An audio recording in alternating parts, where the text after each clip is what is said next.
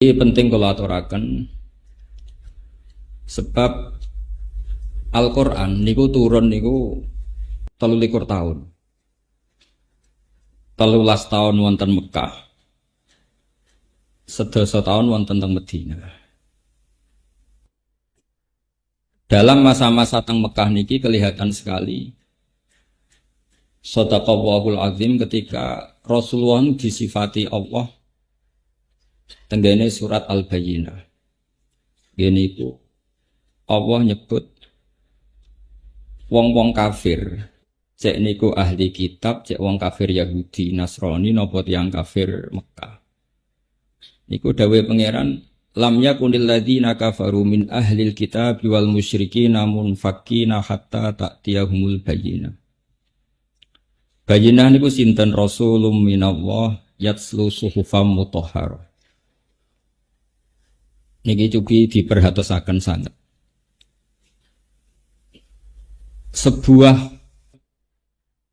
nopo nggih kawasan atau kawasan apa saja itu mesti ada dua, ada kawasan fisik misalnya geografis Mekah, ada kawasan kultural yaitu cara berpikir orang kafir Mekah itu sederhana. Jadi kalau urusan itu banyak, itu Tuhannya harus banyak. Wong urusannya banyak kok Tuhannya sedikit, itu tidak cukup.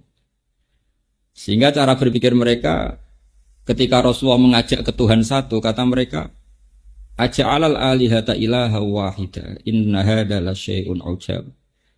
Masa urusan banyak Tuhannya satu itu aneh. Jadi menurut mereka Tuhan satu itu yang aneh.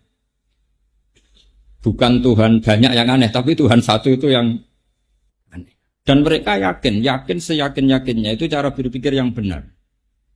Sampai mereka mengatakan tadi, aja'alal alihata, aja'ala noto gawe sapa Muhammad, al alihata ing pira-pira pangeran, digawe ilahan ing pangeran wahidan sing muk sitok. Inna hadza satamne iki, maksudnya ja'alul alihati ilaha wahida iku la syai'un ujab, sesuatu sing aneh. Nabi dengar itu, Nabi tahu dikomplain seperti itu, tapi Nabi dengan teladan.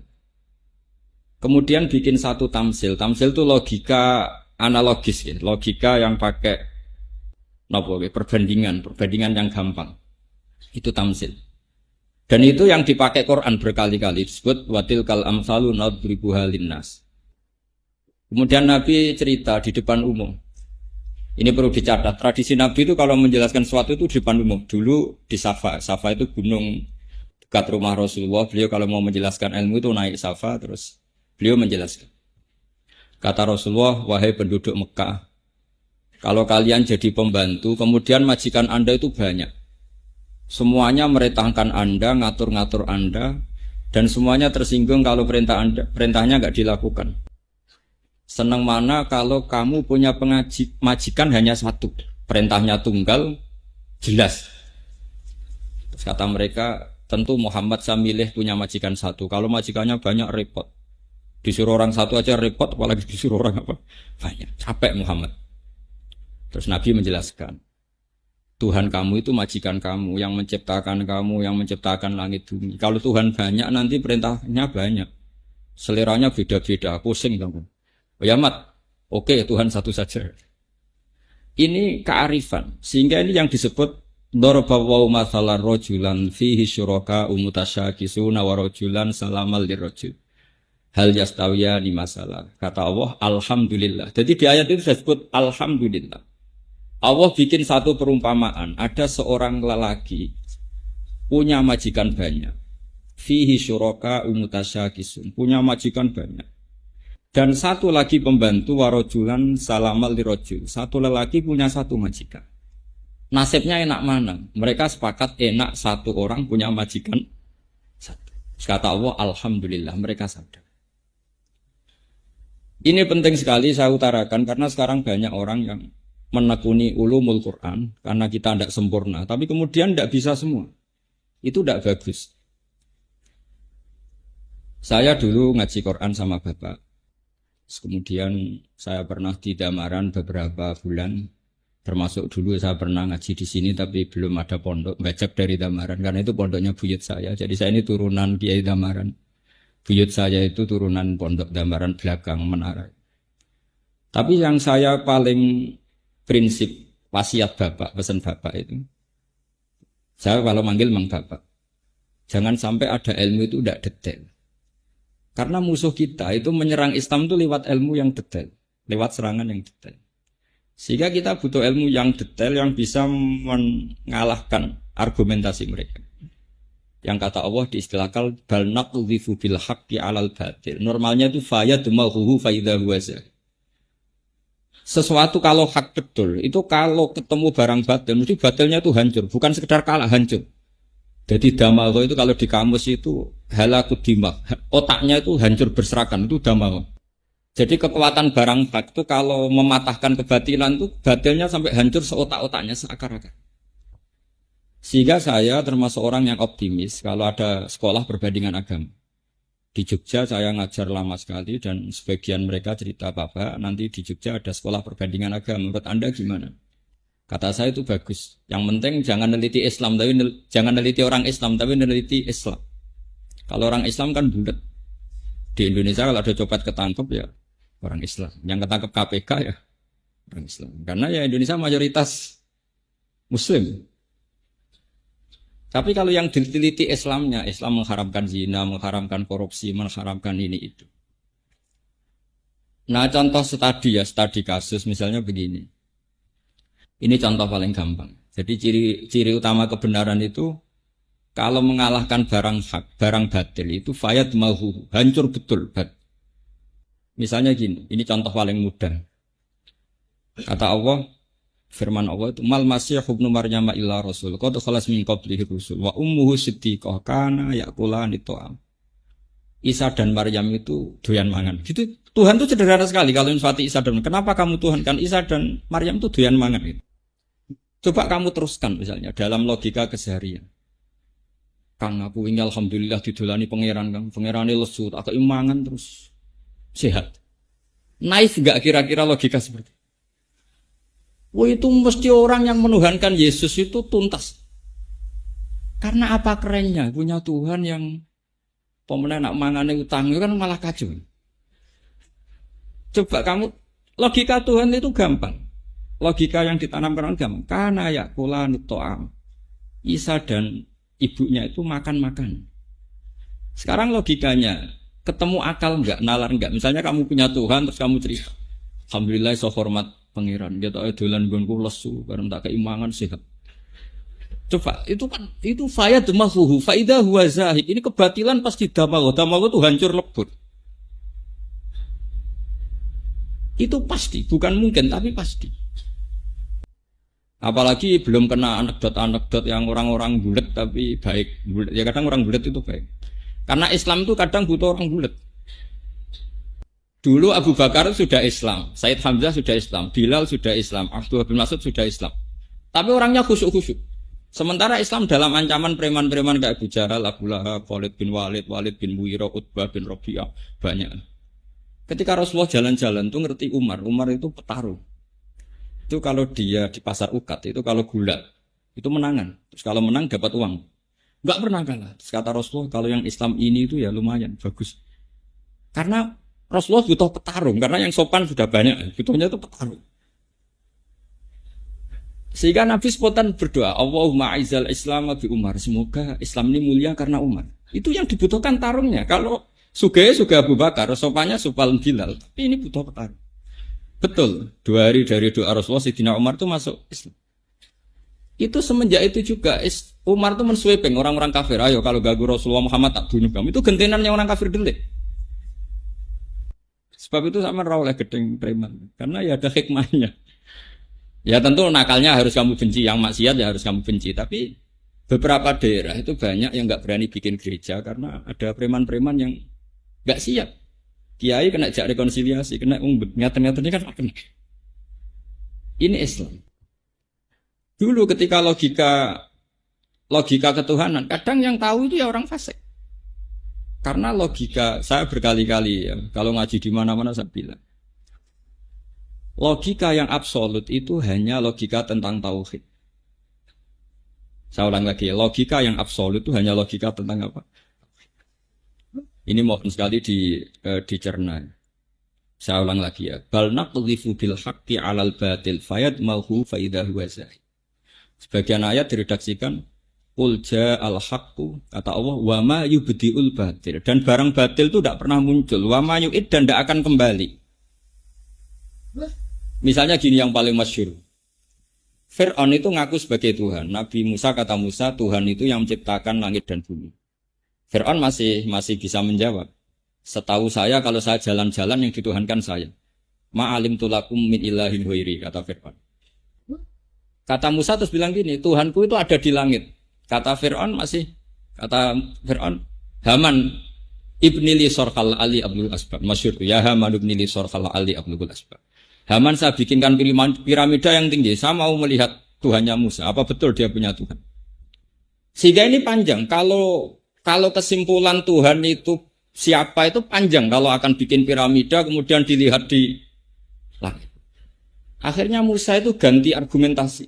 Enggak gitu. Gini aja. Yang namanya Tuhan tuh yang nuhani kamu dan nenek moyang kamu. Itu spontan di majelis itu yang iman banyak sekali. Meskipun yaktumu imana, sebagian mereka menyembunyikan imannya. Karena mereka sadar kalau Fir'aun Tuhan, lalu yang nuhani nenek moyang dia siapa? Kan Tuhannya datang terlambat. Makanya ternyata mensifati Rabbis samawati wal ardi, mensifati Tuhan itu Tuhannya langit dan bumi itu tidak meruntuhkan Fir'aun. Padahal lebih keren, Tuhannya langit dan bumi itu kan kayaknya keren, langit bumi. Tapi itu belum meruntuhkan cara berpikir Fir'aun. Tapi ketika diingatkan, Rabbukum wa Rabbu abaikumul awalin, Tuhanmu dan yang menuhani leluhurmu. Hadirin mikir, kalau Fir'aun Tuhan, dia punya kakek, punya nenek, lalu neneknya Tuhannya siapa? Ini kan Tuhannya baru datang, terlambat. Berarti babanya tanpa Tuhan. Pangeran kok kedisian itu terus piye gitu. Lah ini namanya bal naqdhifu bil haqqi 'alal batil, pasti fayadmahu, pasti hancur. Nah, ini yang saya mohon santri-santri Al-Ghuraba serius menekuni ini. Jadi nanti ada yang menseriuskan ini, saya juga kadang-kadang disowani santri-santri sini banyak yang kuliah. Mungkin dalam banyak hal kuliah itu tidak mewakili ilmu tasawuf, tapi mewakili ilmu logika. Jadi saya mohon yang ahli pikir ya nekuni di pikir, yang ahli akhlak nekuni di akhlak, yang ahli apa nekuni di apa. Karena kita tidak pernah sempurna. Tapi saya jamin kamu cari logika yang hak. Saya ulang lagi ya, cari logika yang hak. Saya bersaksi betul Pak Mustamir ini sering derekno politiknya Mbah Mun. Dan saya muridnya Mbah Mun lama sekali. Saya disarang, saya ngajar saja 9 tahun teman-teman. Misalnya begini, ini contoh gampang. Logika politik misalnya ya, ini contoh gampang. Betapa pentingnya logika yang absolut, yang hak. Dulu Islam masuk di Selat Malaka itu Singapura, Malaysia, Indonesia, Thailand itu bareng. Di Patani, di Thailand, saya pernah ke Thailand, itu Islamnya milih Sufi, Yes Negoro PPN. Mereka Sufi. Tahu-tahu negara ini dikelola non-Muslim.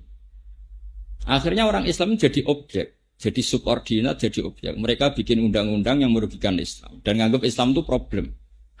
Karena mereka penguasa ya enak saja. Islam itu subversif, Islam itu ilegal. Dikuyo-kuyo, disiksa macam-macam.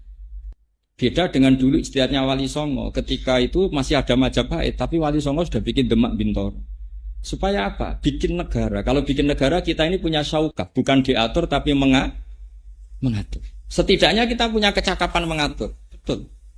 Demak Bintoro bikin negara sehingga mulai Wali Songo sampai sekarang ada tradisi ulama punya kecakapan ngatur negara. Dulu ada Pak Nasir, ada Kiai Haji Agus Salim. Era modern ada Gus Wahid, abahnya Gus Dur, ada Gus Dur. Sekarang di Rembang ketua DPR ya putrane Mbah Mun, Gus Kamil. Bupatinya teman saya Kaji Hafid. Sehingga sekarang itu kayak tempat-tempat prostitusi dikejar-kejar oleh Satpol PP, bandar narkoba dikejar-kejar polisi.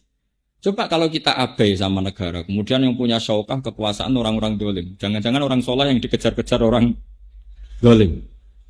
Nah ini namanya logika. Logika ini harus mantap sehingga kamu ijtihad itu an ilmin. Kalau kamu nekuni politik ya an ilmin. Begitu juga misalnya kamu nekuni ingin kaya raya, nggak apa-apa asal an ilmin, yaitu tadi Kebayang nggak misalnya santri hafid hafal Quran, guruwe Cina. Guruwe Cina terus kadang kon goreng daging babi, kan tersiksa. Saya tuh punya temen, cerita saya, Gus saya ini ikut Cina. Itu perempuan cerita saya. Kalau nak goreng daging babi itu jera tersiksa, Gus. Tersiksa itu kalau disuruh nganter anaknya ke gereja dan di situ belajar kemusyrikan.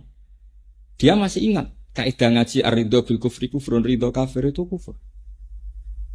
Nah, di sini terus banyak orang Islam yang ngotot. Orang Islam kudu kaya. Enggak apa-apa asal al-inbin. Yang ingin politik ya monggo supaya ada syaukatus soleh ala zalim. Yang soleh itu yang ngatur orang apa? Zalim. Jangan yang zalim ngatur orang apa? Soleh. Begitu seterusnya dalam wilayah. Fil ilmi juga gitu. Misalnya saya lebih nekuni ilmu. Saya teruskan lagi tadi yang masalah hatta ta'tiyahumul bayyinah. Ciri utama Rasul itu adalah orang yang bisa menjadikan orang kafir itu tercerabut dari akar kekafiran. Bisa munfakin, bisa infikak, bisa mereka tercerabut dari akar kekafiran. Yaitu tadi, mereka dari punya Tuhan banyak, dijelaskan sama Nabi, kalau Tuhan kamu banyak, itu seperti kamu punya majikan banyak, perintahnya beda-beda, kalau enggak kamu turuti marah. Mau enggak kamu punya majikan banyak? Ya enggak mau Muhammad, enakan majikan satu.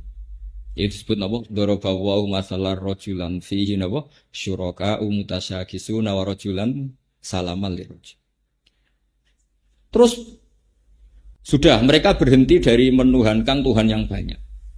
Lalu Allah tidak berhenti menjelaskan logika supaya itu berhenti betul. Yaitu tadi orang-orang kafir itu menyembah berhala. Berhala itu dari apa juga? Dari batu. Terus dicuci, kalau kotor dibersihkan. Terus Allah bikin satu tamsil. Doroballahu mathala. Ini mestinya wakaf ya. Kalau dalam ilmu takotek itu wakaf ya. Tapi kalau di tradisi qiraah ya enggak. Abdam mamlukan. Abd yang mamluk itu dimiliki. Sing layak kediru ala syai ini kalau waca sesuai kaidah fikih.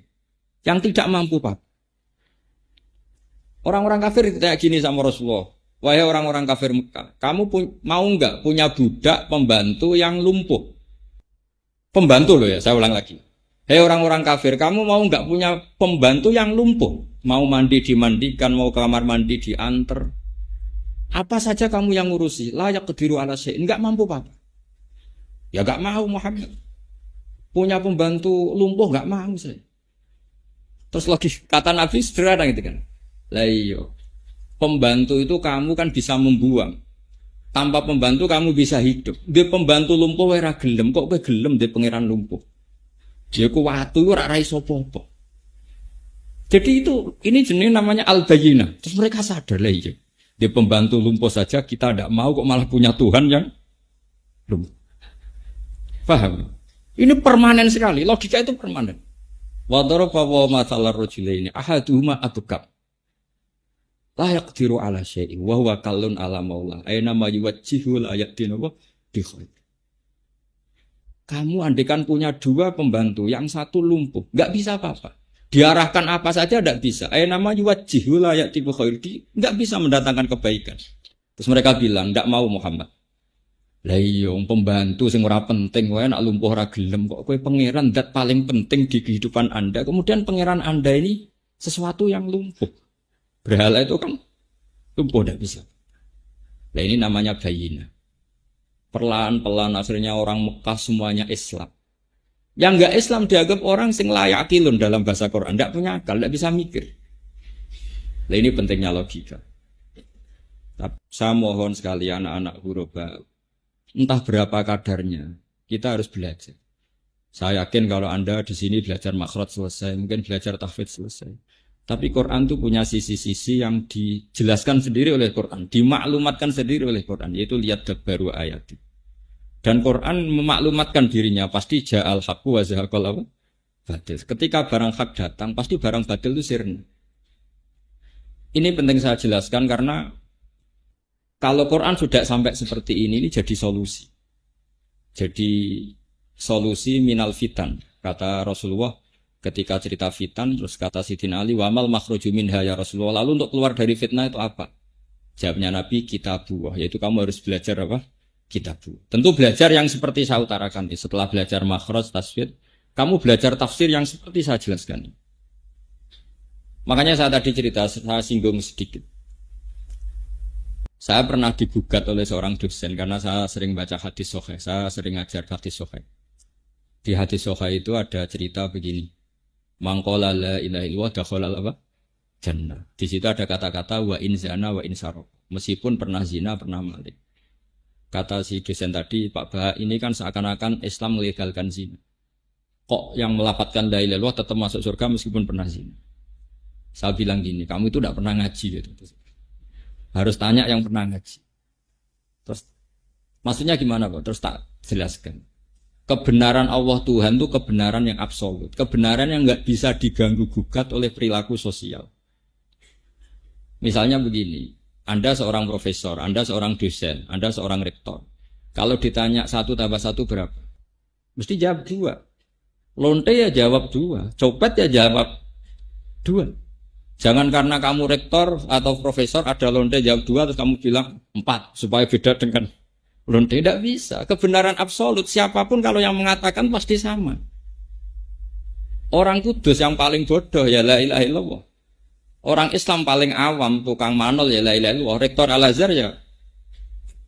Karena kebenaran bahwa Allah Tuhan ini kebenaran yang absolut. Yang mengatakan siapa saja harus kita terima dan harus kita benarkan. Itu maknanya Nabi wa in zana wa in saraq. Bukan melegalkan zina, tapi kebenaran ini begitu absolut sehingga yang zina pun kalau mengatakan harus kita benarkan. Kayak orang yang pernah zina, pernah maling bilang 1 tambah 1 2, benar apa salah? Benar. Rektor ya bilang 2, presiden bilang 2. Pak Jokowi ya bilang 2, Pak Prabowo ya bilang 2 meskipun musuhnya. Karena ini kebenaran absolut. Nah, kebenaran tauhid adalah kebenaran yang absolut. Sehingga Nabi mengatakan mangqala la ilaha illallah dakhalal jannah wa in zana wa in saraq. Ini bukan melegalkan zina tapi menunjukkan betapa absolutnya kebenaran la ilaha. Kata Imam Tobari, tafsir Tobari itu bilang begini. Nah, Al-Qur'an itu kebenaran yang absolut sehingga Quran pun bisa difahami orang kafir. Saman jangan kaget. Quran itu bisa difahami orang kafir. Alasannya Imam Tobari.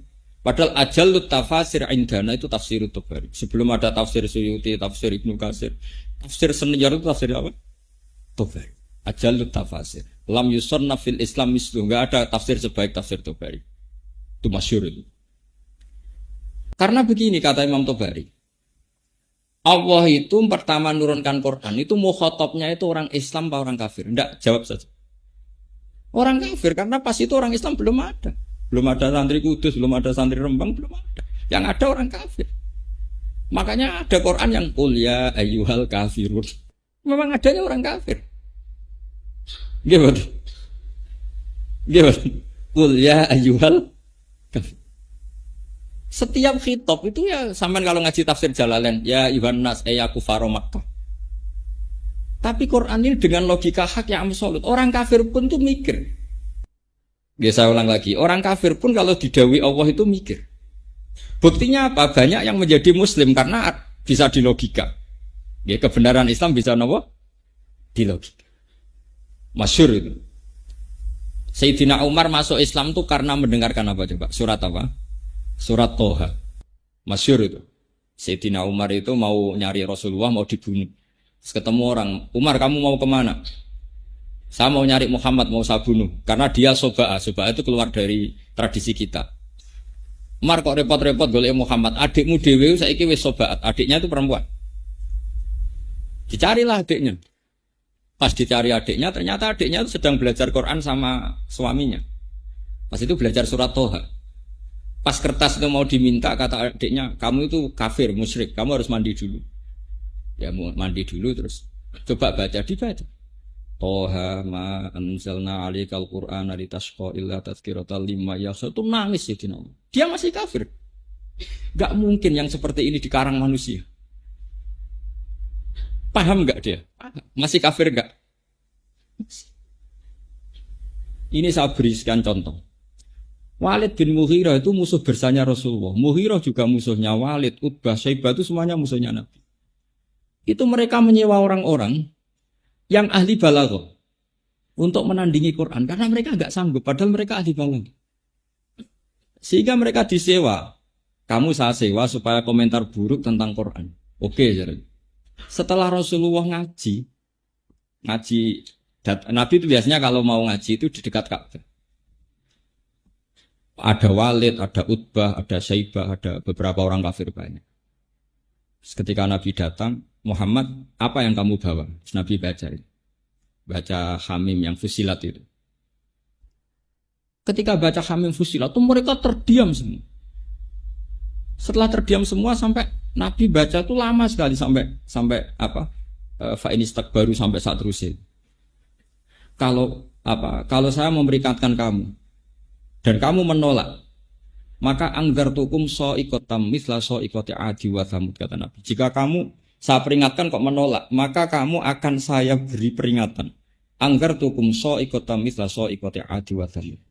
Itu Walid, semua keluarga Nabi yang masih kafir itu langsung mendekati Rasulullah. Nasyattu kaya Muhammad bin Rahim. Saya mohon sekali atas nama Rahim, jangan teruskan ayat itu. Nanti kita kena azab kayak kaum Ad dan Samud. Kafir mereka. Takut sama ancamannya. Oh, itu kan aneh, mereka minta sendiri, berdebat terbuka, tapi setelah dibacakan nggak bisa menyaingi. Singkat cerita, lama-lama mereka nyewa orang, namanya itu Musailama Al-Kadzab. Dan baca Musailimah, pokoknya bangsa Musailama Al-Kadzab. Disewa. Disuruh ngarang Quran. Setelah ngarang, ya misalnya ngarang nadiri wadhariyati dharwa fal hamilati wiqra fal jariyati isra. Dia nyandingin itu lucu.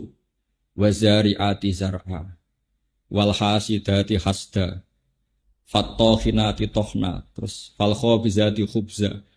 Jadi wazariat demi perempuan-perempuan sing nandur, terus wal hasidat demi perempuan-perempuan sing kok sing manen. Setelah dipanen itu wal khobizat demi perempuan-perempuan yang bikin roti. Setelah itu wattomiat demi perempuan-perempuan yang makan. Itu yang nyewa saja kecil. Iku omongan opo? Lalu kualitasnya di mana? Yang nyewa saja janggal. Padahal diberi paket. Ini Alam Nasroh. Saingi. Dia bilang ad-difda upad-difda wa ma adroka mad-difda. Surat Fil disaingi. Al-filu mal-fil wa ma adroka mal-fil lahu khurtumun tawil wa dhil. Itu yang nyewa saja janggal. Lalu setelah kita tahu gajah itu apa, hebatnya di mana? Beda dengan Quran. Quran itu kalau cerita balaghahnya mutu, kualitas kesejarahnya yang mutu dengan lafadz yang mutu. Misalnya alam taro kaifa fa'ala rabbuka bi ashabil fil. Apa kamu tidak melihat bagaimana Tuhan memperlakukan ashabil fil? Itu ada nilai kesejarahannya. Rasulullah itu lahir di tahun gajah. Ini kalau tak cerita sebentar.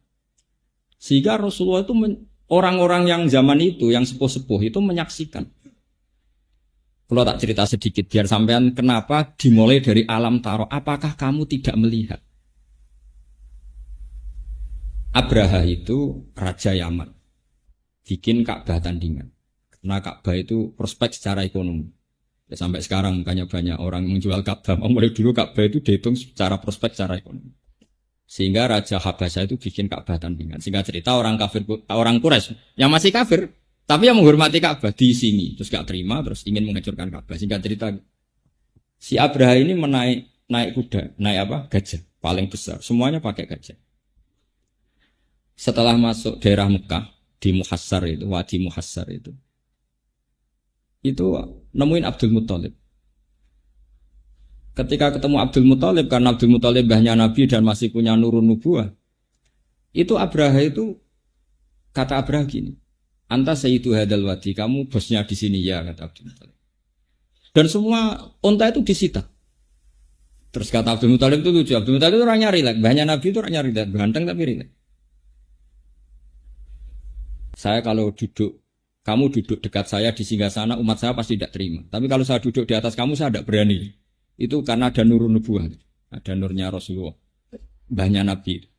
Akhirnya Abraha duduk di bawah sama Abdul Muthalib. Kamu maunya apa? Kata Abdul Muthalib, itu loh, onta yang kamu tawan itu kembalikan ke saya. Terus diguyu-guyu sama Abraha. Saya itu gedun hormat sama kamu. Satu Mekah itu hormatnya sama Ka'bah. Hartanya dikasihkan saya, yang penting saya tidak merobohkan Ka'bah. Ini kamu yang katanya ketua, malah yang kamu pikir entah kamu sendiri, gak mikir. Jadi kadang orang rileks itu tauhidnya lebih besar. Kata Abdul Muthalib itu lucu, jawabnya gini. Inna lihadzal baiti rabban hamahu. Loh, onta itu milik saya, makanya yang penting onta. Kalau Ka'bah itu ada yang punya, pasti dilindungi yang punya, itu udah urusan saya. Nah itu tauhidnya Abdul Muthalib. Inna lihadzal baiti rabban hamahu. Itu saya tidak ikut punya, itu miliknya Allah. Pasti dilindungi, yang penting onta kembalikan. Akhirnya ya oke kalau dikembalikan. Setelah dikembalikan, Abdul Muthalib terus datang ke Halaqatil Ka'bah. Dulu itu kalau cekelan pintu kan pasti bulat. Terus kata Abdul Muthalib, berdoa ya Allah, ini Ka'bah kamu, ini rumah kamu, rumah engkau, pasti engkau yang melindungi. Setelah itu bilang ke kaumnya, wahai kaumku, ayo ke gunung. Melihat apa yang nanti dilakukan Allah. Ya terus ke gunung. Setelah ke gunung, pasukan Abraham mau menghancurkan Ka'bah, datanglah burung apa? Ababil. Sehingga disebut alam taro kaifa fa'ala rabbuka bi ashabil. Apa kamu tidak melihat peristiwa ketika Allah mengutus Ababil menghancurkan Ashabal Fil? Artinya kalimatnya, notnya jelas, qafiyahnya jelas, kualitas bahasanya jelas, kesejarahnya jelas. Sehingga kualitas alam taroki fa'ala rabbuka bi ashabil fil gak bisa disaingi dengan al-filu mal-fil wa ma adroka mal-fil lahu khurtumun tawil wa dhailuhu qasir. Kamu tahu gajah? Gajah itu gerangan apa gajah? Yang belalainya panjang, yang buntutnya yang nyewa saja kecewa. Yang nyewa itu kecewa. Dulah, gak usah bayar, gendeng. Nah itu yang disebut di Quran, innahu fakkar wa qaddar fakutila kaifa qaddar, summa qutila kaifa qaddar, summa nazar, summa abasa wa basa. Mereka itu berpikir keras bagaimana cara mereka ngomentari Quran. Innahu fakkar wa qaddar. Tak komentari piye Quran. Di akal piye ora iso. Sampai summa nazar, mereka berpikir lagi. Nazar itu maknanya berpikir. Bareng ra ketemu, summa abasa. Abasa itu merengut. Basaro ya merengut. Jadi abasa itu merengut. Basar yang disuruh ngorder saja lama sekali. Karena memang nggak mendapatkan celah kekurangan. Makanya saya mohon sekali, kalau saya tadi kan bilang al-bayyinah. Jadi kalau jenengan ngaji Pak Mustamir, kok misalnya beliau sakta, ya sama harus ikut sakta. Meskipun tidak tahu ilmunya. Tapi setelah itu kamu harus belajar, kenapa sih harus sakta. Andai kan nggak ada sakta, maka Quran itu kualitas balaghahnya itu drop turun. Mungkin nggak mutu. Misalnya begini, contoh saya sering mencontohkan. Tentu kita pertama terima saja dari guru. Misalnya fa'idhahu min al-jidasi ila rabbi man sinur qalu ya wailana mampa'atsana mimmar qadina atau sakta hadza ma wa'adar rahman. Ketika orang-orang kafir ini bangun dari kuburan, itu mereka tanya, mampa'atsana mimmar qadina. Siapa sih yang bangkitkan kita dari tidur kita? Tentu yang ngomong ini qail yang sa'il, mustafhim. Terus hadza ma wa'adar rahman adalah malaikat yang menjawab, yang membangunkan kamu adalah Allah yang Rahman. Berarti qailul awal adalah orang kafir yang bangun dari kubur. Yang qail maqalah saniyah adalah malaikat yang menjawab. Berhubung qailnya beda, ditaktek, diputus pakai sak. Paham? Coba andaikan enggak kamu sakta, mampa'atsana mimar qadina hadza kan kacau. Sapa sing nangekno aku, sing nangekno pangeran kan ngomong-ngomong dhewe dijawab-jawab. Oh itu kan kacau. Meskipun kamu enggak perlu tahu ilmunya sakta, pokoknya nurut sih. Sama seperti di awal surat Kahfi. Misalnya alhamdulillahilladzi anzala ala abdi kitab wa lam yaj'al lahu iwaja wa lam yaj'al lan orang gawe sapa wa ta'ala lahu maring kitab, maring Quran. Ora digawe iwajan ing bengkok. Qayiman yo ora digawe jejeg. Kacau enggak? Kalau kamu baca langsung. Quran yo ora bengkok, yo ora jejeg. Mau kafir halus. Tapi dengan tradisi sakta itu kelihatan. Walam yaj'alan orang gawe sapa Allah lahu maring Quran. Orang gawe iwajan ing bengkok madhek. Ora bengkok iku maknane qayyimah. Maksudnya ora bengkok maknane apa? Justru dengan sakta ini qayyiman itu natijah dari tidak iwijat, tidak iwat, itu artinya apa? Qayyimah. Artinya apa? Barokah. Jadi semua pilihan-pilihan wakaf lazim, wakaf kopi itu pilihan-pilihan yang itu menunjukkan kualitas Al-Quran. Sehingga menurut saya kalau setelah hafid saya mohon sekali ada teman-teman yang meneliti wakaf. Seperti Dawi Ibnul Jazari itu wa ba'da tajwidi kalil hurufi la budda min ma'rifatil wukufi. Setelah kamu tajwidnya lolos, kamu harus tahu wakaf. Karena wakaf ini yang menunjukkan kualitas Al-Qur'an. Kenapa demikian? Karena tadi misalnya memba'atsana mim marqadina, siapa sih yang membangunkan kami? Terus Allah menjawab lewat malaikat, hadza ma wa'adar. Sekarang kan berarti makalah ula qailnya beda, makalah sani qailnya beda. Supaya kelihatan beda, dekat dipotong lewat apa? Sakta. Jadi sakta itu tidak main-main. Bisa ulang lagi, sakta itu tidak main-main. Makanya ada ulama mengatakan sebetulnya takotiul Quran, makoteknya itu ada ratusan. Cuma Imam Asim menamakan yang 4 itu sakta. Sebetulnya masih banyak lagi. Cuma mungkin kadang dinamakan wakaf. Karena ini urusan riwayat. Pun kembali lagi ke Al-Bayyinah. Jadi saya mohon sekali. Sampai kalau senang Quran betul. Itu harus berlatih Bayyinah tadi. Hatta ta'tiyahumul bayyinah. Terus Rasulun minallah yatslu suhufan. Kata Imam Ibnu Hajar Al-Asqalani dalam Syarah Bukhari, Allah itu sudah berso kalau nasibnya Quran nanti itu di mushaf. Karena secerdas-cerdasnya orang pasti punya lupa. Dan kalau lupa orang pasti kembali ke mushaf. Sehingga Rasulullah disifati Rasul itu adalah orang yang membaca mushaf. Rasulun minallah yatslu suhufan. Suhufan itu kalau diisimkan maf'ul jadi mushaf. Sohifa, sohif, fahuwa nawa, wadhaka nawa, mushaf. Nah mushaf ini kemudian era Abu Bakar, Umar dikumpulkan dengan ketua tim namanya Ubay bin Ka'ab, ada Zaid bin Sabit. Kemudian mushaf ini ditulis dengan standar Rasul Usmani. Ini yang mulai aneh. Kenapa pakai Rasul Usmani? Karena lugat Quraisy itu aneh. Lugat Quraisy itu tidak bisa ngomong Hamzah. Jadi orang Quraisy itu tidak bisa ngomong Hamzah. Orang Tamim senengannya Hamzah. Sehingga orang Quraisy itu kalau ngomong, misalnya seperti qiraah kita, alladzina takhudhu dinahum huzuwan, itu pakai huzuan, pakai wawu. Padahal enggak ada di bahasa Arab. Huzuan itu enggak ada. Yang ada itu hazaa, yahza'u, hus'an. Makanya dalam qiraah apa hus'an, huzu'a. Yang ada itu mahmus apa? Lam. Sama, walam yakullahu kufuwan ahad. Kufuwan itu enggak ada dalam bahasa Arab. Hanya adanya di bahasa Quraisy. Bahasa Arab itu yang ada kuf'an, pakai hamzah. Saman kalau ngaji fikih, kitabul akifah, babul kuf'i, pakai hamzah. Sehingga selain Asim bacanya ya kuf'an, kufu'an, karena memang itu bahasa Arab. Tapi bahasa Quraisy, kufu'an, hamzahnya gede wawu. Makanya ini juga harus ada yang neliti. Saya ulang lagi, ilmu ini juga harus ada yang neliti. Disebut ilmu Rasul Usmani. Sehingga misalnya Imam Nafi' karena dia orang Madinah, enggak pati dekat sama suku Quraisy.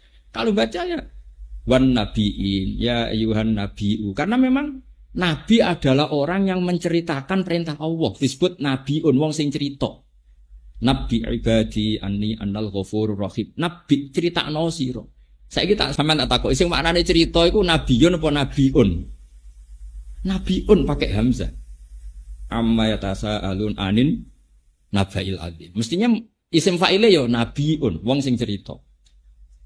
Imam Nafi' baca nabiun karena dia orang Madinah, dia ada orang Quraisy. Tapi Rasulullah orang Quraisy itu enggak mau baca apa? Hamzah. Akhirnya dibaca ya ayyuhan nabiyyu wan nabiyyin, bukan wan nabiyyin.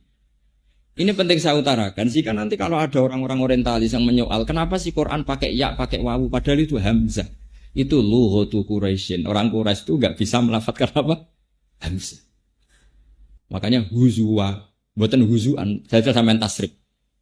Padahal kalau fi'il, Imam Asim itu uniknya, kalau fi'il itu dibaca dengan hamzah. Allahu yastahzi'u bihim. Makanya ada saja qiraah asing yastahzi bihim.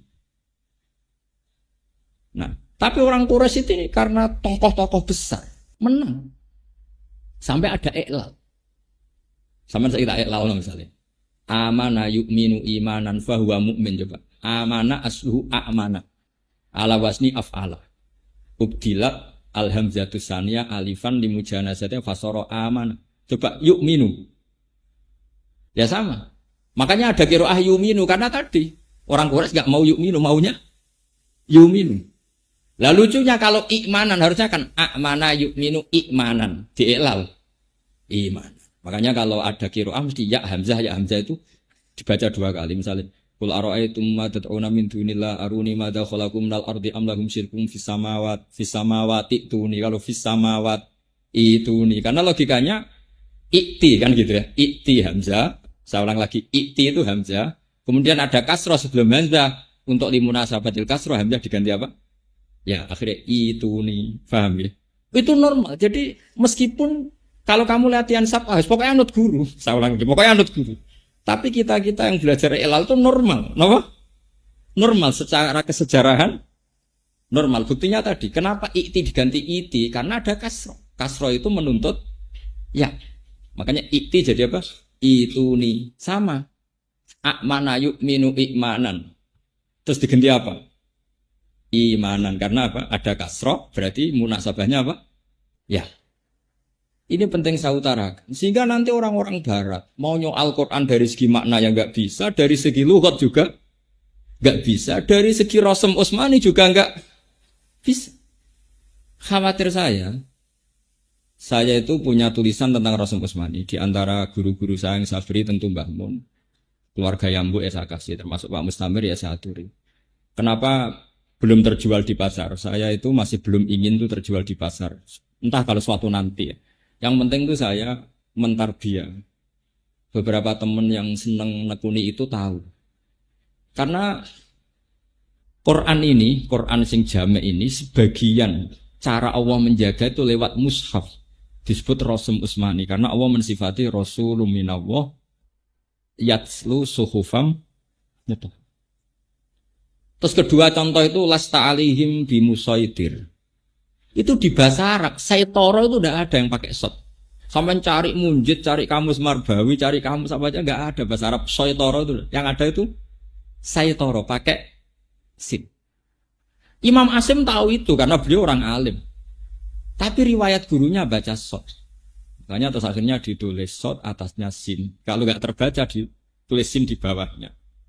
Wawaw yabidu wayab sutu ditulis sot atasnya dikasih sin. Kalau yang nggak terbaca sinnya di bawah sot. Karena Imam Asim tahu ini masalah. Cara bahasa Arab itu masalah. Tapi secara riwayat harus seperti itu. Makanya tengah-tengah ditulis sot dikasih apa? Si, kalau sinnya terbaca diletakkan di atas, kalau nggak terbaca diletakkan di bawah. Itu ilmu yang jelimet tapi harus ada yang jaga. Saya termasuk orang yang menekuni itu. Bukan apa-apa, karena ini balaghah. Jadi nanti orang mengkritik Quran itu tidak punya tempat.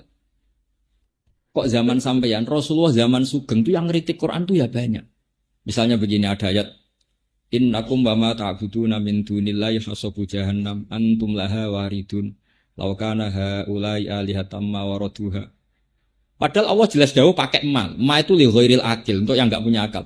Innakum satamne sira kabeh wa ma lan barang, mestine wa ma lan barang. Mestine lho ngene. Ta'buduna kang nyembah sira kabeh min dunillahi iku hasabu jahannam, dadi rup-rupane neraka jahanam.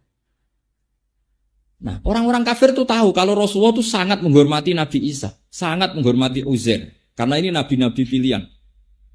Ibnu Zaba'rah datang di depan umum, ya Muhammad, baguslah kalau yang disembah masuk neraka, nggak masalah, Mat. Sekalian bareng Isa, bareng Uzair. Karena kamu dan yang kamu sembah masuk neraka. Padahal Isa termasuk orang yang disembah. Kalau yang disembah masuk neraka berarti Isa masuk neraka. Mereka datang. Terus akhirnya dijawab sama Allah, innal ladzina sabaqat lahum minnal husna ulaika anha mubad. Jadi saya mohon sekali sama santri-santri di sini, apalagi di sini dinamakan huruf ba. Ciri utama huruf ba itu bada ad-dinu ghoriban wa sa'udu ghoriban kama bada fatuban apa lil huruf. Ilmu ini sudah aneh. Dan yang melajari mungkin ya orang-orang aneh. Saya ini termasuk orang aneh. Yang melajari gitu kan tidak ada untungnya. Tapi ini penting, karena kalau kita tidak melajari huzuan, kamu nanti disoal oleh orang pakar-pakar balaghah, pakar-pakar lughat, nggak ada di kamus huzuan. Karena ini mahmuslam, haza'ah. Kufuan yang nggak ada, yang ada itu kafa'a, mahmus apa? Ini hanya lughat Quraisy. Kita harus menjawab itu lughat Quraisy. Yang orang Quraisy itu nggak bisa melafatkan apa? Hamzah. Sehingga ditakhfif sebenarnya kalau di ilmu safah. Makanya di fiilnya madi maupun mudhari ya pakai hamzah. Misalnya Allahu yastahzi'u, mustahzi'un. Pakai hamzah. Tapi khusus masdarnya ini pakai apa? Wawu dalam qiraat. Sehingga makanya kenapa kita dikatakan qiraatu Asim min riwayati Hafiz, karena Imam Asim punya murid namanya Syu'bah. Syu'bah itu sering balelo. Syu'bah itu ahli bahasa Arab. Dia itu sering enggak ngikuti gurunya, ikut sabah yang lain. Dia kalau baca ya kuf'an, hus'an, karena dia mikir kok pas ini milih ini. Pokoknya makanya beliau enggak identik dengan Imam Asim. Makanya jadi beliau itu muridnya Imam Asim tapi tidak identik dengan Imam siapa? Asim. Sehingga kita pakai itu Imam siapa? Hafiz. Karena dia yang setia, paham rapaham pokoknya anut. Tapi menurut saya ini bagus ya. Memang tradisinya murid harus seperti itu. Tapi meskipun demikian, setelah itu kita mencari-cari kenapa sih husyuk? Ini penting karena tadi kita ini punya musuh orientalis itu banyak sekali, dan orientalis itu akan menghalalkan segala cara untuk menghambat Al-Quran. Bahkan Quran dari dulu sudah memaklumatkan walazidanna katsiran minhum ma unzila ilaika mir rabbika tughyanau wa kufra. Quran yang turun ke kamu Muhammad akan malah menambah mereka jadi kafir. Zaman dulu sudah ada kritikus Quran, misalnya gini, inna syajarataz zaqqum ta'amul asim kal muhli yaghli fil hudun kal ghalil hamim. Terus orang-orang kafir datang, Muhammad, apakah api itu bisa bakar pohon? Ya iya bisa. Kok aneh? Jarin rokok itu api, kok ana wite? Piye carane urip? Wong wit kok urip ning geni.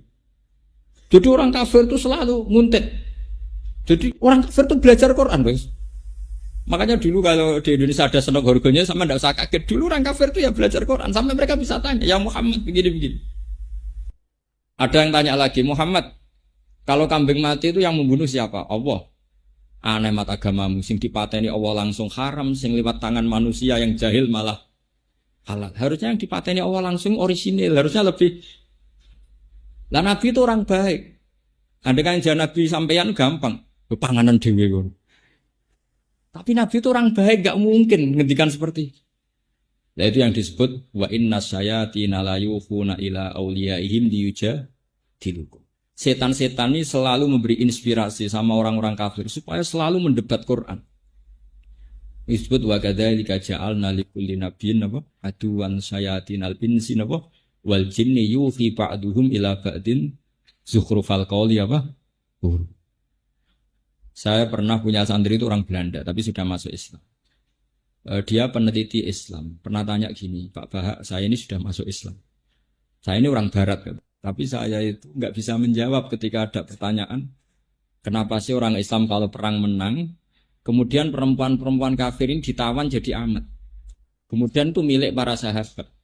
Itu kan melanggar hak asasi manusia. Itu mesti begitu, karena tadi yuhi ba'duhum ila ba'din zukhrufal qawli Mereka saling memberi spirit untuk mengkaburkan Islam. Begitu juga kalau kita perang menang, itu kan alat-alat perangnya orang kafir kan kita pakai, kita sita. Hartanya juga kita sita. Singkat cerita, karena dia sudah bisa bahasa Indonesia, terus sering diskusi sama saya, sering ngaji saya, tak ceritain. Pak, kalau ada penjahat, maling ke kamu, garong ke kamu, punya senjata api, kamu kembalikan apa kamu sita? Ya saya sita Pak. Kalau tak kembalikan jadi dipakai garong lagi. Sama, kalau alatnya orang kafir, perang mbek Nabi bar dibalekno. Ya digo perang meneh. Dan rima. Dia tanya, kalau perempuan tuh alat produksi. Kalau perempuan setelah kalah perang zaman Nabi loh ya, jangan sekarang sama terus nangkepi enggak itu. Bisa ditangkap Pak Jokowi zaman. Nah ini zaman Nabi. Orang-orang perempuan ini kan kalau perang kalah. Kalau dulu kan jadi amat. Kalau amat itu nanti ya amat. Nanti akadnya itu diganti oleh penunjukan pemimpin. Jadi misalnya Sri dapat Zaid, berarti itu pengganti akad. Disebut napa? Yang di Quran misalnya apa? Illa ala azwajihim aw ma malakat aiman. Jadi dulu itu perempuan yang halal di dunia kan hanya dua. Satu itu istri, dua itu amat. Amat itu tawanan perang yang ditunjuk oleh imam, itu milik kamu. Lah penunjukan imam ini pengganti apa? Akad. Sekarang kalau perempuan ini dikembalikan ke orang kafir, kemudian dikeloni orang kafir, memproduksi orang kafir apa enggak? Tapi kalau nanti yang ngumpul itu santri, nanti yang produksi umat Islam. Dia akhirnya nerima. Jadi perempuan ini alat reproduksi.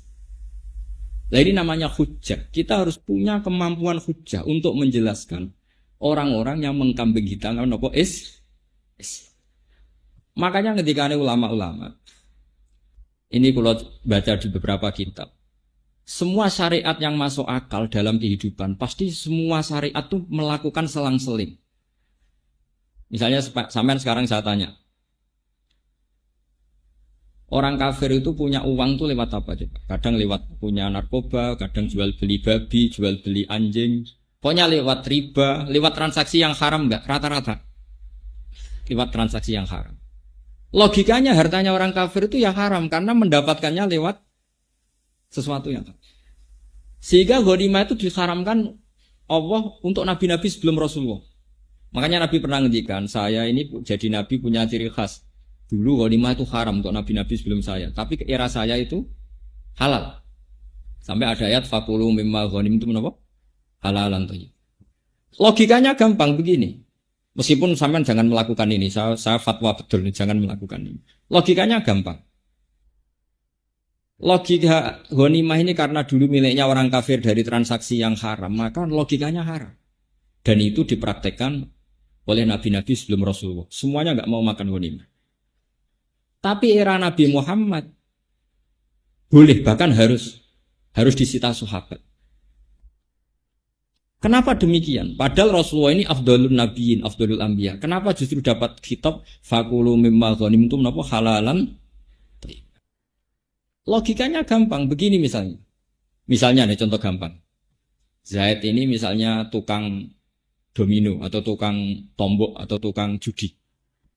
Adalah Zaid pas ketemu saya itu umat Islami, umat baiknya.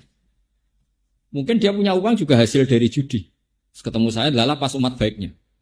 Gus, saya punya uang 1 juta, tak kasihkan jenengan. Kalau saya ini zuhud waroi yang gila ilmin, tentu tak tolak. Wong kok mangan duit Zaid itu tukang judi, tukang domino. Harusnya saya tolak. Itu juga bagus karena saya zuhud. Tapi ini secara ilmu itu jeblok. Jebloknya adalah kalau uang itu di tangan Zaid dipakai ubyok meneh. Dipakai judi lagi. Kalau dia main perempuan mungkin dipakai beli perempuan lagi. Tapi kalau saya terima, berarti saya memperkecil atau menyita uang yang bisa dipakai dia maksiat, tak sita supaya enggak dipakai maksiat. Kalau sampean jadi kiai, menerima apa menolak?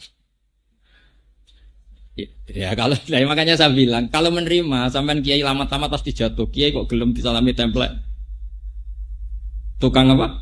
Judi. Tapi kalau sampean tolak dan terus Zaid ngomong gini sama teman-temannya, mau tak kena kiai ra gelem, oh tak nggo judi meneh. Piye-piye digo judi meneh iku mergo sampean tolak. Coba kalau uang itu dalam penguasaan Anda. Mungkin gue manakipan kan gitu. Ini masalah-masalah yang sudah jelimet menurut fikih. Makanya disebut fakulu mimma ghanimtum halalan thayyibah. Yaitu setidaknya kalau hartanya orang kafir disita itu tidak dipakai alat kekafiran. Ini pun harus kita pelajari sehingga kita tahu duduk perkaranya. Kenapa sih ghanimah itu halal? Padahal min amwalil kuffar yang notabene dari cara-cara yang hak. Pokoknya saya mohon sekali ya di sini ada kiai jenengan, wonten Pak Mustamir, terus di Sarang banyak orang alim, di Kudus juga banyak, di mana-mana banyak. Saya mohon sekali kesempatan itu digunakan. Kalau kamu mencintai Quran, saya yakin sudah mewakafkan waktu untuk ngapalkan, untuk belajar tajwid, belajar macam-macam.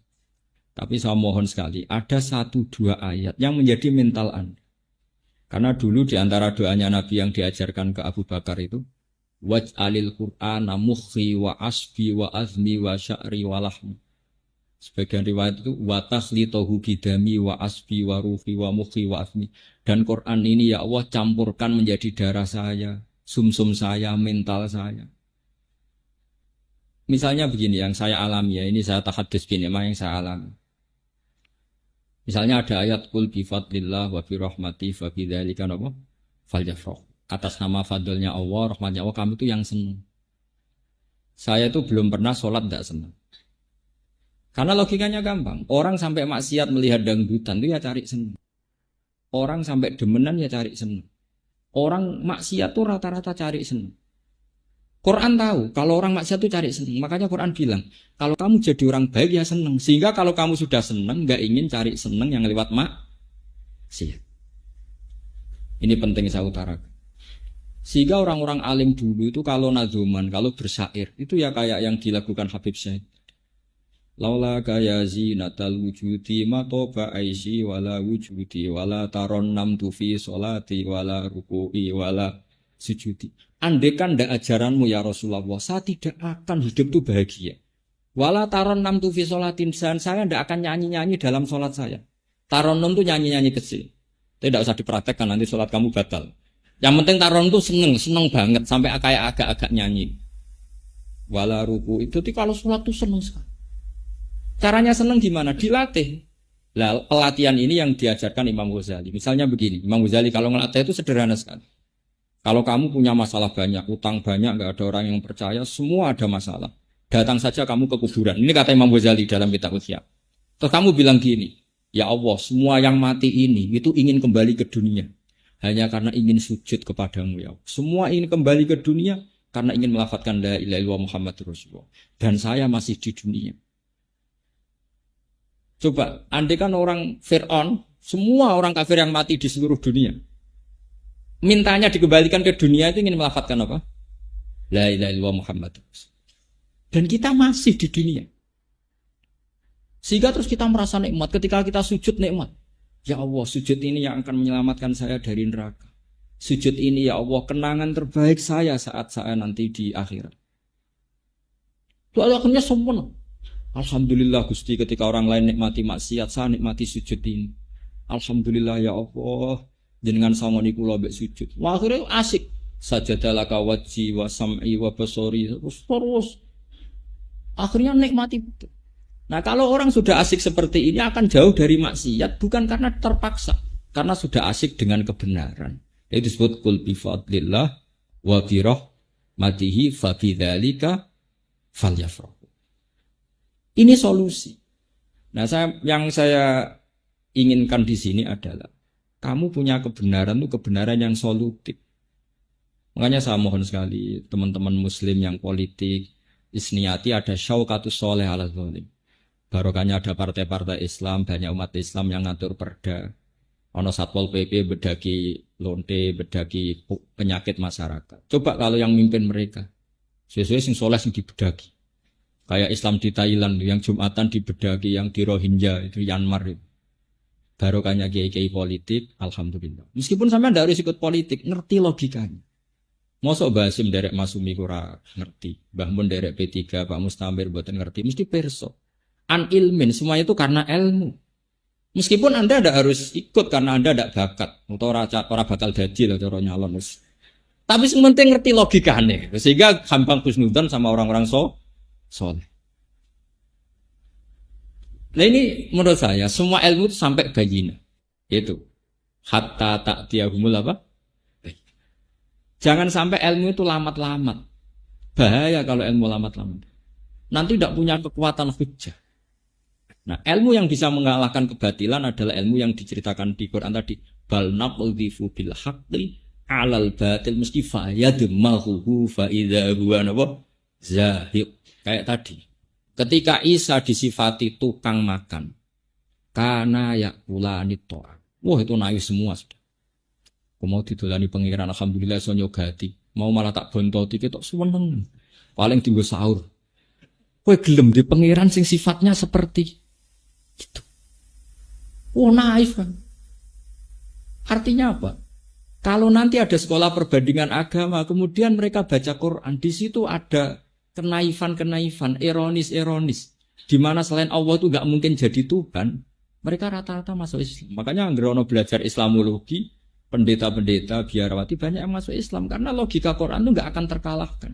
Pasti balnab lifu bil hakti alal batil mesti fayadmahu mesti faidahu anapa.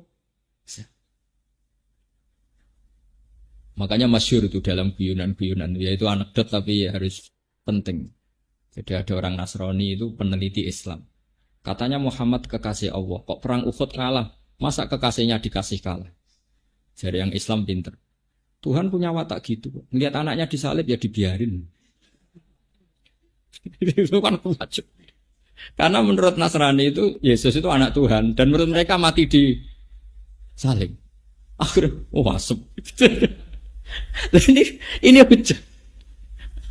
Ya hujah memang mulai dulu seperti itu. Ya kayak tadi. Rabbukum wa rabbu abaikumul awalin. Nabi Ibrahim kalau debat itu ya juga enggak sopan-sopan amat. Memang debat itu butuh enggak sopan. Masyhur itu. Jadi di hari Lebaran, hari pesta itu semuanya keberangkatan. Singkat cerita pas waya makan-makan, semuanya dihancurin sama Nabi Ibrahim kecuali patung yang paling besar. Singkat cerita terus mereka tanya, siapa yang melakukan ini? Kata mereka, qalu sami'na fata yazkuruhum yuqalu lahu napa? Paling Ibrahim sing biasa ngenyek berhala Ibrahim dipanggil. Kamu yang melakukan ini. Jadi Ibrahim tanya sama yang bawa petel. Jadi ketuane, wong kok goblok gitu, wis ngerti ra iso omong pernah kok iki. Itu yang mereka goblok-goblok Nabi Ibrahim. Wong kok goblok iki. Fas'aluhum in kanu yantikun. Faraja'u ila anfusihim faqalu innakum antumud kowe dolim mupro pernah kok karwan ra iso omong. Nabi Ibrahim, uffil lakum wa lima ta'buduna min dunillah. Nah aku nakoki berhala goblok, kowe luwih goblok, berhala kok mbok sembah. Ya kayak tadi. Kalau kamu punya budak, abdam mamlukan, budak itu kan tidak penting, pembantu itu tidak penting, itu saja kamu nggak mau. Yang jenis layak qadiru ala syai'i wa huwa kallun ala maula. Wis ra iso popong repotno, aina ma yuwajjihu layati bi khair di arahno piye ra iso penting, ra iso positif, ra iso manfaat. Nak pembantu wae harus yang cakep. Kok pangeran malah ora cakep? Itu terus piye? Akhirnya mereka do masuk napa Islam. Makanya Quran ditutup alhamdulillah. Setiap membuat tamsil itu Quran menutup alhamdulillah.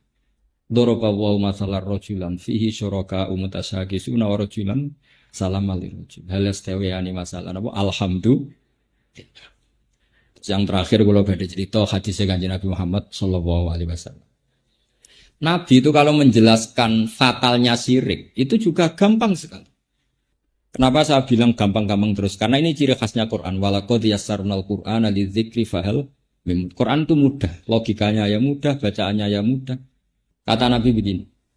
Hadis ini termasuk favorit saya hafalkan. Kamu itu jangan pernah menyembah selain Allah. Masalu dzalika masalu rajulin ishtara 'abdan min khalisi mali biwaridin aw dhahabin. Faja'a la ya'malu wa yu'addi hullatahu ila ghairi sayyidi fa ayyukum sarrahu dzalik fa ayyukum sarrahu ayyakuna abduhu kadzalik. Orang yang menyembah selain Allah itu ibarat gini, kamu punya uang kamu, kholisi mali itu uang kamu sendiri, kemudian uang kamu sendiri kamu belikan budak atau pembantu, kalau sekarang mungkin gak ada budak, kamu bayari, kamu yang gaji, kemudian budak ini bekerja untuk orang lain. Hasilnya juga dikasihkan orang, misalnya kayak bayar pembantu, bareng ngono nyetrikakno wong liya, nyapu omahe wong liya, nyupiri mobil wong liya, gak tahu setor sampean, aneh kan? Terus kata orang-orang kafir, oh nah aku dibudak ngono mata gecek. Lah iya, terus Allah bilang gini, terus Kanjeng Nabi diwawah ngeten, Allah iku pangeranem sing rumat kowe. Sing ngekeki kowe dhuwit, ngekeki rezeki, ngekeki lemah, ngekeki tanah, ngekeki banyu, ngekeki fasilitas. Terus kue orang nyembah sing ngekeki, nyembah wong liya. Sadar iya. Itu jadi kan, lah iya kamu itu beli budak kemudian bekerja untuk orang lain, mangkel enggak? Mangkel. Karena kamu merasa yang beri, saya yang memberi kok. Sama. Pangeranmu sing gawe bumi, gawe langit, gawe fasilitas untuk Anda semua. Kemudian Anda menyembah selain Allah. Itu fair enggak? Enggak fair Muhammad. Alhamdulillah. Mereka akhirnya masuk napa? Jadi kalau suwon di antara sifat Quran ku wal kitabil mubin, demi kitab sing punya kemampuan menjelaskan. Al mubin itu menjelaskan. Sehingga kebenaran sesulit apapun kalau dijelaskan itu menjadi jelas. Nah, menjadi jelas disebut bal huwa ayatum bayyinatun fi suduril ladzina utul ilm. Quran adalah ayat yang begitu jelas kebenarannya di dadanya orang-orang yang punya apa? Makanya saya ini senang sekali kalau baca apa diceritani wonten putrane Pak Mustamir tentang Mesir, tentang Saram. Sedanten iki harus menjadi turunan sing zuriyatam ba'duhan apa? Karena syaraful aba itu bisyarafil abna. Jadi kalau di Jawa itu salah adat. Sebenarnya mulyane wong tua karek mulyane anak. Jangan dibalik. Bapaknya kiai alim, anaknya katut mulya tapi ora kepengin alim, itu salah. Saya bayangkan, andekan Mbah Zubair itu tidak punya putra Mbah Mun. Mungkin orang sudah tidak bakas Mbah Zubair. Gara-gara punya putra Mbah Mun, orang bakas siapa? Mbah Zubair. Makanya kalau ingin anak orang tua mulia itu anaknya harus mulia, cucunya mulia, pasti dibahas lagi. Anak isopo ya kok mulia. Terus kata orang-orang bijak, kama tasyarrofa bi Muhammadin Adnan. Andaikan tidak ada Rasulullah Muhammad sallallahu alaihi wasallam, orang bakas Sayyid Adnan enggak kan? Orang bakas Abdul Muthalib enggak kan? Justru orang bakas mbah-mbahnya ini karena ada cucunya yang bernama Rasulullah Muhammad sallallahu alaihi wasallam. Makanya banyak orang alim yang hilang sejarahnya gara-gara zurianya sudah tidak alim. Cara bapak riyen kepaten obor. Makanya kamu harus senang kalau ada guru-guru kita yang anaknya masih mondok, masih ngaji. Karena ini ciri khas orang baik. Ciri khas orang baik itu musalsal. Makanya nabi-nabi dulu kalau gak punya anak itu susahnya bukan main. Fahab li min ladunka waliya yarithuni wa yarithu min ali apa? Ya. Ini penting saya utarakan karena saya itu merasakan betul. Misalnya begini ya, rata-rata silsilah di Jawa itu kan lewat Mbah Mahfud Termas. Itu kita gampang sekali mendapat silsilah itu karena ada murid nasab, murid sebab, ada murid nasab. Itu tadi. Kenapa kita dekat sekali dengan kitab yang bernama Ithaf, syaratnya Ikhya? Karena Mbah Mahfud itu punya abah namanya Mbah Abdullah. Mbah Abdullah punya abah namanya Mbah Abdul Manan. Itu ngaji sama Said Zabidi yang nyari kitab apa? Ikhya. Begitu juga kitab I'anatul Thalibin. Kenapa banyak di Indonesia? Dulu Mbah Mahfud tuh ngaji sama yang ngarang I'anatul Thalibin. Mbah Mahfud gurunya Mbah Hasyim Asy'ari. Mbah Hasyim punya murid Mbah Karim. Mbah Karim di antara muridnya Mbah Maimun. Jadi dekat sekali kita dengan guru-guru kita. Begitu juga sanad-sanad Quran. Misalnya Pak Mustamir ngaji Mbah Arwani ngaji Mbah Munawir. Mbah Munawir itu ya murid ya teman dekatnya Mbah Mahfud. Ketika Mbah Mahfud kabundut punya putra namanya Muhammad masih kecil, dibawa Mbah Munawir ke Jogja. Singkat cerita terus nikah sama orang Betengan, terus punya putra Ki Harir, sekarang punya putra Gus Muhammad. Ini sanad. Nah, lagi-lagi kenapa saya menerangkan sanad? Orang Thariqah itu orang yang fanatik guru. Kenapa fanatik guru? Karena ketika kebenaran disifati Allah itu menyebut orang. Yaitu ihdinas siratal mustaqim. Siratal mustaqim itu apa? Siratal ladzina. Makanya kata Mbah Mun, kata Bapak, wong kudu hormat gurune. Kowe misale nyontoni salat, kowe apa nyonto sapa? Nyonto Allah. Enggak bisa. Tetap nyonto guru. Makanya kebenaran itu siapa? Kebenaran adalah ngikuti siratal ladzina. Jika kebenaran butuh master. Masternya siapa? Ya guru-guru kita. Tapi sekarang enggak. Di beberapa kampus tuh kalau orang belajar kebenaran lewat textbook, lewat buku. Dia baca buku ekstremis jadi ekstremis, baca buku liberal jadi apa? Tidak punya guru. Makanya ini yang diancam manta alama bila sehin fasehu. Setan belajar tanpa guru-gurunya setan karena nggak punya master. Nggak boleh. Nah itu pentingnya dalil. Ketika Allah cerita as-siratal mustaqim, syaratnya adalah siratal ladzina an'amta. Jalannya orang yang engkau kasih nikmat. Berarti manusia, yaitu guru-guru kita. Supaya kita hormat sama guru-guru. Terus mereka ulama mengatakan begini, walau lamu rabbi lama arafna rabbi. Umpama ora ono sing didik aku, ya aku ora pangeran. Sehingga terus ada ilah hadratin nabi sampai wa masaihina wa masaisyukina. Tapi sekarang oleh orang-orang salafi seperti ini dibid'ahkan. Bid'ah. Sidi-sidi bid'ah gak ono hadis. Ya ora mungkin lho nabi kok mari hadis ilah hadrati Mbak Arwani. Nabi ora menangi Mbak Arwani. Bocah kok sembrono. Tapi aturan mengenang guru-guru kita itu arutannya jelas. Siratal mustaqim itu apa? Siratal ladzina. Itu nyebut manusia apa enggak? Karena semua itu butuh master, butuh percontohan. Nah, makanya ngaji. Kalau nggak ngaji kita tidak tahu seperti itu. Nabi Yusuf ketika ditanya, Tuhan itu siapa? Wattaba'tu millata abai Ibrahim. Tetap menyebut, aku roh pangeran lewat Ibrahim. Ma ta'buduna min ba'di qalu na'budu ilahaka wa ilaha. Bahkan kita cara menyembah Tuhan yang ngikuti bapak-bapak. Misalnya saya cara mencintai Quran, ya anut bapak saya. Bapak saya mungkin anut guru-guru saya. Pulau jenengan mungkin anut siapa yang kita cintai. Meskipun tentu kita tidak pernah sempurna. Tapi kudu ono sing dinut. Karena syaratnya siratal mustaqim itu siratal ladzina. Nah ini kan jelas nyebut ladzina. Enggak ada siratal daftar atau siratal buku itu enggak ada. Nah sekarang enggak. Orang sudah temperamental baca buku ekstremis, kafir, tauhid, bom. Kalau orang kafir itu untuk dibunuh, Nabi itu kombinasinya enggak sama malaikat Jibril, sama Israel sekalian. Ngapain dikawal Jibril kalau motivasi dakwah Islam itu untuk membunuh? Jadi Nabi dikawal Israel, wong kafir dibari, terus pensiun bar. Gak perlu menerangkan hujah, gak perlu menerangkan logika, gak perlu menerangkan betul. Jadi guru ini penting. Kalau enggak, coba orang-orang yang jadi ekstremis ataupun liberal, rata-rata punya guru apa pakai textbook, pakai buku. Pakai apa? Buku. Dan mereka melihat guru sama-sama manusia. Wes suwe sama-sama apa? Itu hebat tuh Said Muhammad.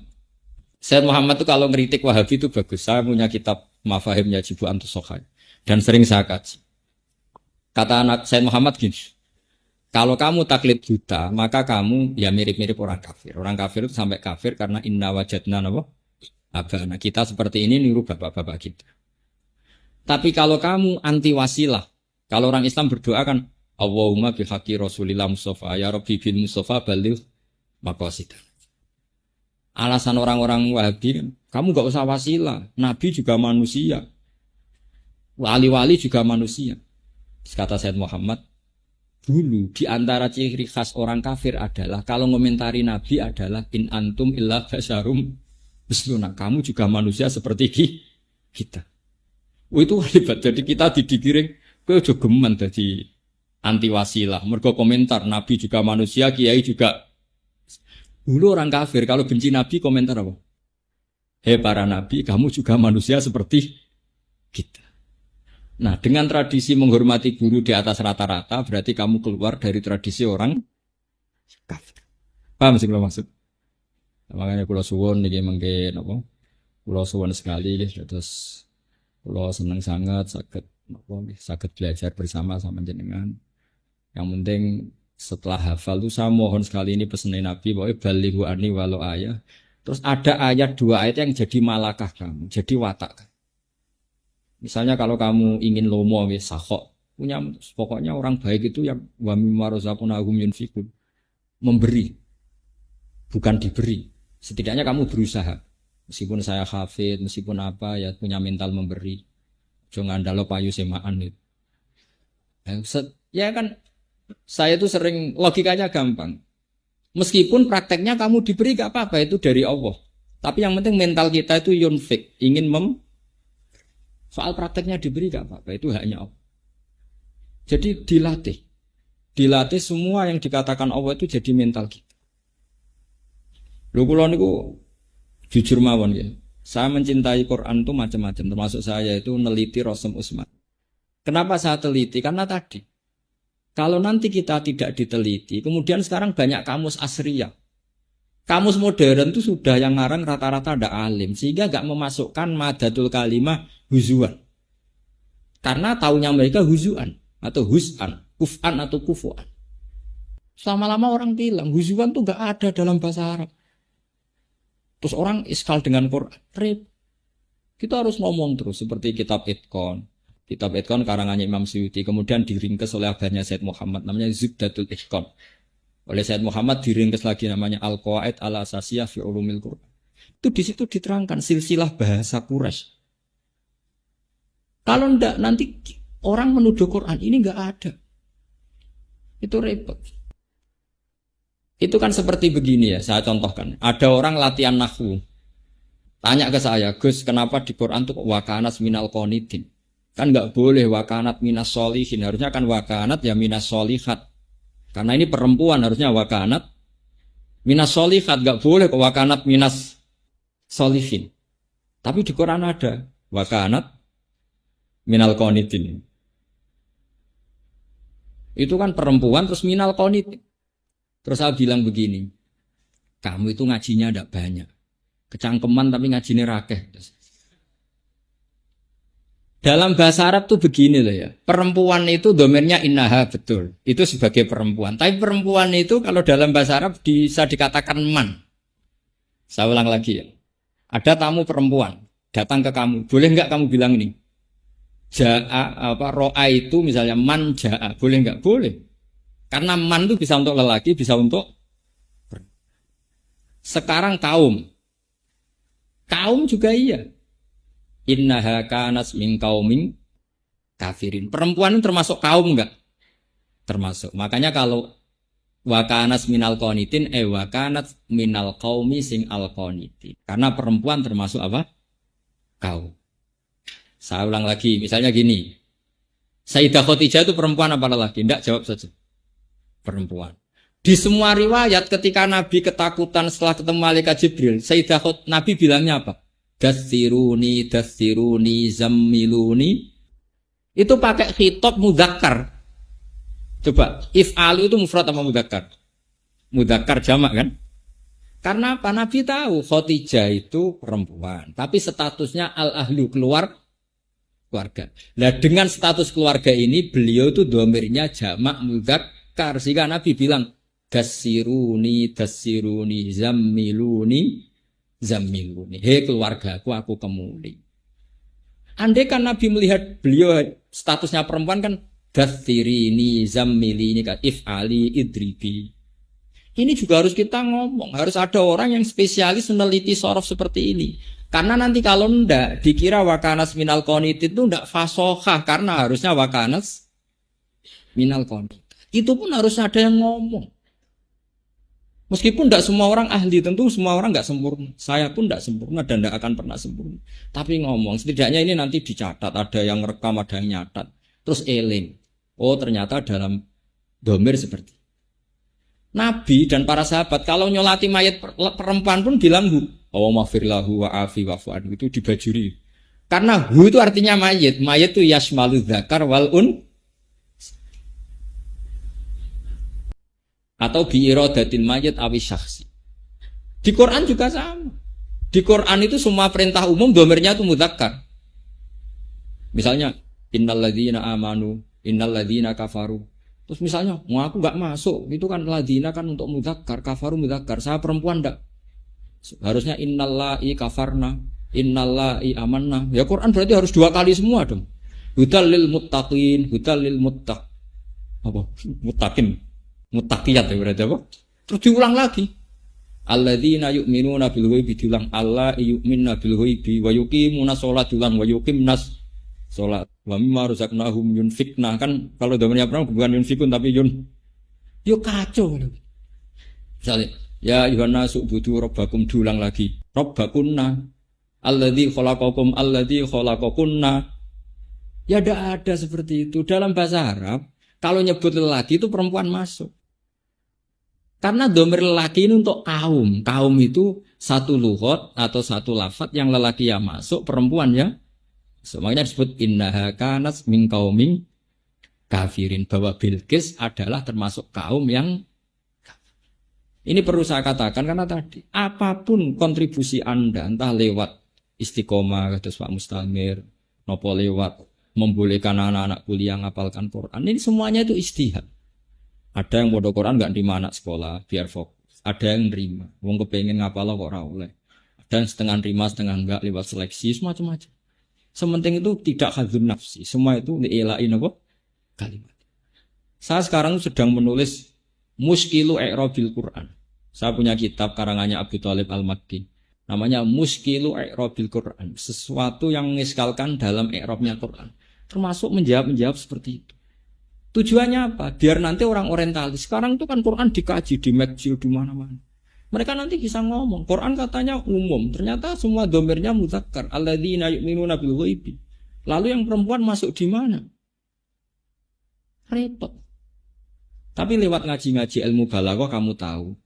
Ya, saya ulang lagi ya, lelaki atau perempuan namanya kaum. Baila adin akhum huda, kaum ad misalnya. Kaum itu umum. Lah umum ini domirnya lelaki. Berarti kalau bilang domir lelaki adalah yasmalu dzakar napa wal. Ya, kalau nyuwun ngapunten ingkang kathah, billahi taufiq hidayah. Assalamualaikum warahmatullahi wabarakatuh.